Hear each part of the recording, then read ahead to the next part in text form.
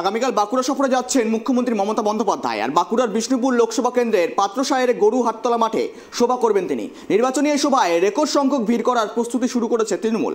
আর সোমবার সভাস্থলে হেলিকপ্টারের trial run করা হলো আজ। দেখুন, আগামীকাল বিষ্ণুপুর লোকসভা কেন্দ্রের তৃণমূল কংগ্রেসের প্রজাতা মণ্ডলের সমর্থনে বাঁকুড়ার পাত্রসায়েরে একটি নির্বাচনী জনসভা করবে তৃণমূল সুপ্রিমো তথা রাজ্যের মুখ্যমন্ত্রী মমতা বন্দ্যোপাধ্যায়।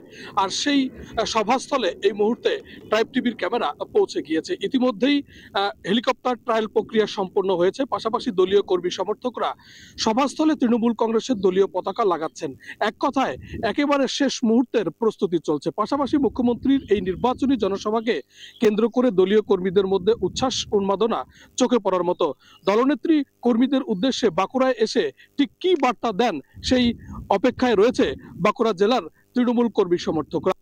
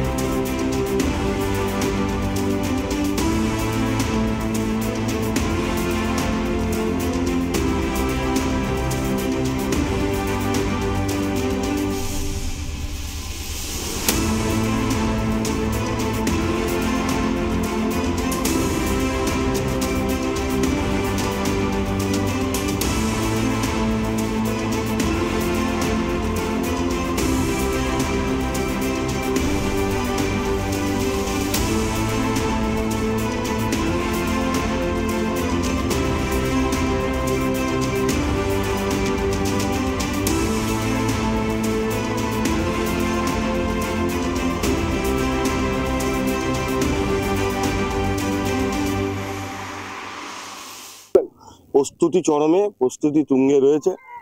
উচ্ছ্বাস উন্মাদনা সঙ্গে নিয়ে আমরা চরম প্রস্তুতির মধ্যে দিয়েই পার করাচ্ছি। কাল নেত্রী আসছে।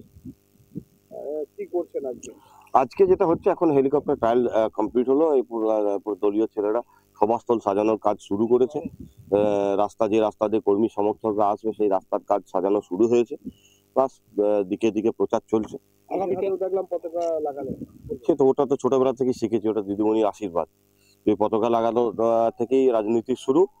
আজ দলীয় কর্মী সমর্থকদেরকে নিয়ে একদম মাঠ সাজানোর কাজ। পাত্রসায়ের থেকে সঞ্জীব মল্লিক, ট্রাইব টিভি বাংলা।